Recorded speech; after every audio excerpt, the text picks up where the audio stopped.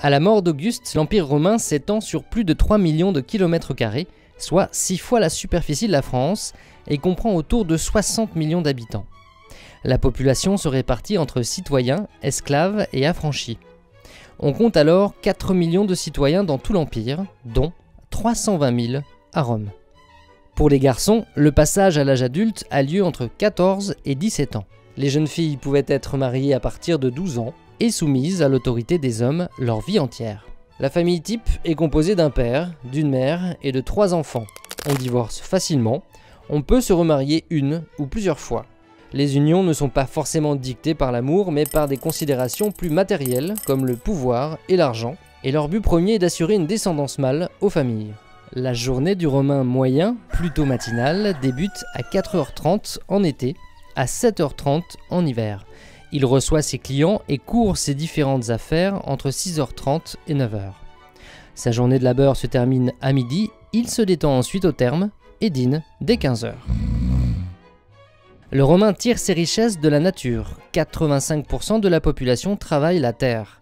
On cultive le blé, la vigne, l'olivier. À côté de l'agriculture, l'extraction des minerais, or, argent, plomb, fer, est une activité en expansion. On commerce sur tout le bassin méditerranéen. Le Mare Nostrum s'étend sur quelques 2 500 000 km². On y trouve du blé d'Égypte, du marbre de Grèce, des épices d'Orient, de l'huile d'Espagne et des vins de Gaule.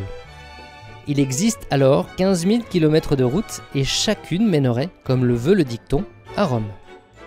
Auguste encourage la construction d'édifices en marbre, fait ériger des statues à sa gloire et à celle de sa famille. Les échanges avec les provinces favorisent l'émergence de techniques nouvelles, comme celle du verre soufflé ou de l'orfèvrerie.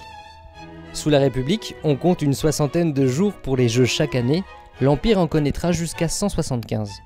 Du pain et des jeux, la technique antique pour acheter un semblant de paix sociale.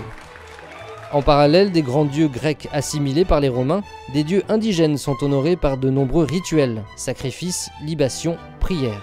Sous Auguste, à côté de la religion officielle, les cultes domestiques abondent. Chaque famille honore les dieux du foyer, l'art et Pénate. On est très superstitieux, les manifestations naturelles sont interprétées comme des signes des dieux. À sa mort, le Romain est incinéré. On croit en une forme de survivance dans l'au-delà.